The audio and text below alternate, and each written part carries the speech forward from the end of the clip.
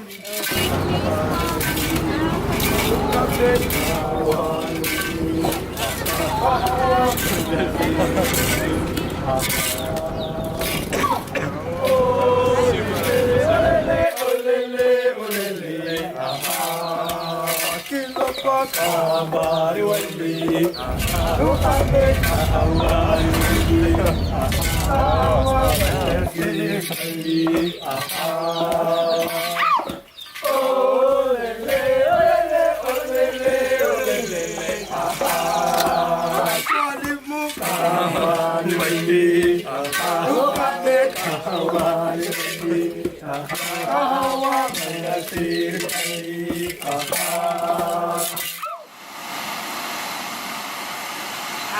pictured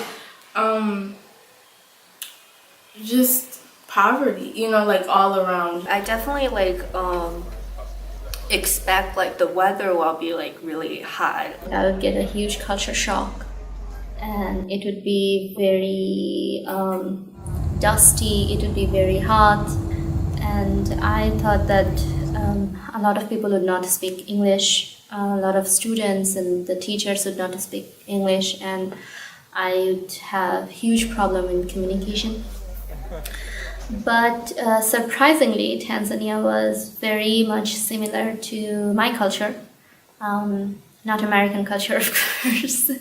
I'm from Bangladesh, so Tanzania culture was very, very similar to Bangladeshi culture. I expected, environment-wise, a much different environment. I expected it to be a much more dry and arid climate, but was surprised to find out that it was actually lush and green, and there were forests and trees and plants everywhere, which was really surprising to me. And I didn't think that the people here would be friendly. But when I came here, everybody knows everybody. They say mambo, you say poa, so it's pretty cool that they are very opening to, as they call us, wazungus. When we finally did come here, I wasn't sure what to expect because we have one Chinese girl, we have one African American girl, we have one Bangladeshi girl, we have two white American boys, and we have one Tanzanian girl. So it was one of everything except for two men, and they had very different personalities. So I had no idea what to expect in terms of how people were going to get along and how each individual was going to react once we arrived in Tanzania, because we all come from such different cultural backgrounds and different expectations of what is normal and what is not normal, and what is being polite and what is being very, very impolite. It changed the whole dynamic of the group, really, bringing together all of these different people from all of these different cultures who have never talked to each other before, or really not talked much prior to coming on the trip. It was just a melting pot throwing different people together, which turned out to work really well. I think it honestly added to the whole experience, and it allowed many of us to learn in ways that we wouldn't have expected otherwise. I learned a lot about Chinese culture and Bangladeshi culture and even African American culture that I just didn't know before. We didn't only learn about Tanzanian culture and Tanzanian people, we also could learn a lot about one another. And you want to add 10 on everyone's? So maybe you could just say this was. And coming here to Tanzania has been a great experience for me because back at home, especially on MSU's campus, there's a big barrier between African students and then the Black Americans. So they don't see each other the same. They think we have different cultures, but in reality, we're all the same. But when you come here, you're Black. You're Dada. I'm your sister. We from the same people. So my experience here has been really good because I feel at home, so to speak. I feel welcome. Whereas in Michigan, I don't even feel, welcome as a black person.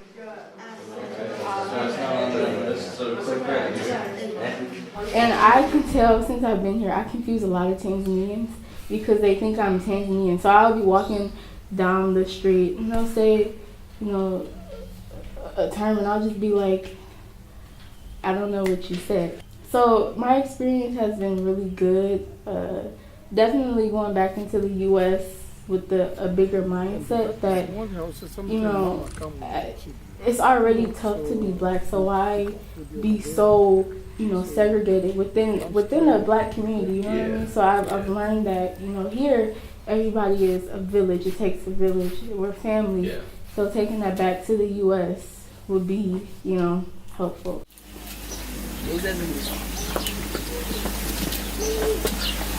Well, most of the people would think that either I'm a Tanzanian or I'm Indian, or like I'm an Indian living in Tanzania. So I tried to explain that like I'm not Indian, but I'm from Bangladesh, which is like very close to India, and our cultures are similar. But then I realized that it is going to be confusing for a lot of people. So I was like, okay, all right, I'm going to be Indian or I'm going to be Tanzanian, whatever you want to say. So it was kind of funny because I guess people could communicate with me more easily, and I could be more related to them. I could be more understanding to them. As I said, that like my culture is kind of similar to Tanzanian culture, so it's not just my skin color, it's also a lot of social and cultural stuffs that we saw. I could relate to them, and I think they also could relate to me as a brown skinned girl and also as a Muslim girl. So my religion and my culture, I think, helped me to feel comfortable in there.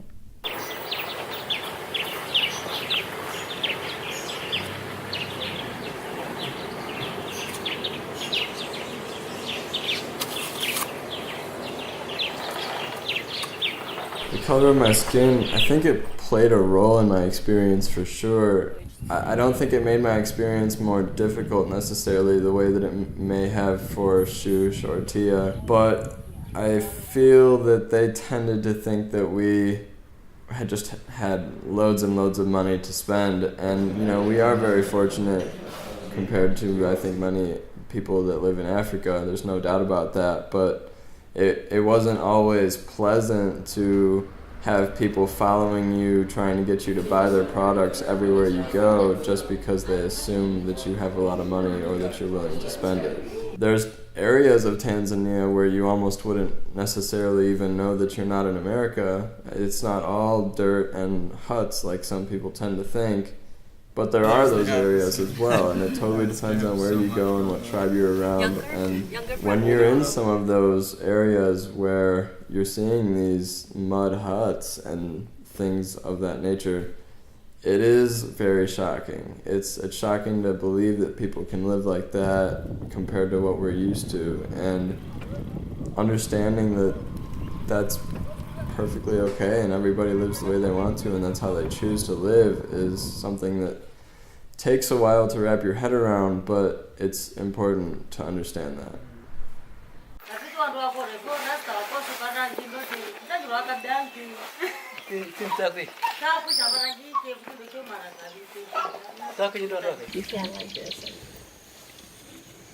My experiences with the national parks, I would just start off by saying incredible, even life-changing. Amazing.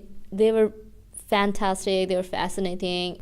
I've seen like this kind of like landscape before, but the wild animal part is definitely like a really new. I mean, we got the Detroit Zoo at home, but that's nothing. That's nothing compared to these national parks. We definitely saw like all those animals like in the zoo, but like in like wild and with like this like huge amount of like different like animals, it's like definitely like new. Lions so close, rhinos so close, and elephants and giraffes fighting each other, zebra colonies, and everything in the national parks were amazing. I mean, I seriously could not believe my eyes that I was watching this. Like, I've never seen anything like that. Like, the animals here are amazing. Like, it can be gruesome and intense, it turns out. One of the experiences that sticks out to me for sure was watching 4 lions eating a warthog alive by choice. They were choosing not to kill it and eating it alive anyway, and that's part of the wild, but wow, you don't think about that when you think about national park safaris. A long time ago.